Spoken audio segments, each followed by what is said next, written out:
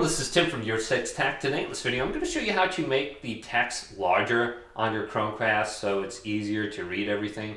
And the default might just be a little bit too small for us when we're sitting far back.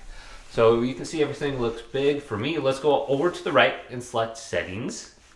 Then go on down to where it says Display and Sound. And you see this option immediately when you go here, text scaling.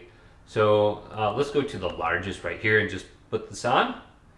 And this is what it looks like now. And this is large enough. Otherwise, we can go to small.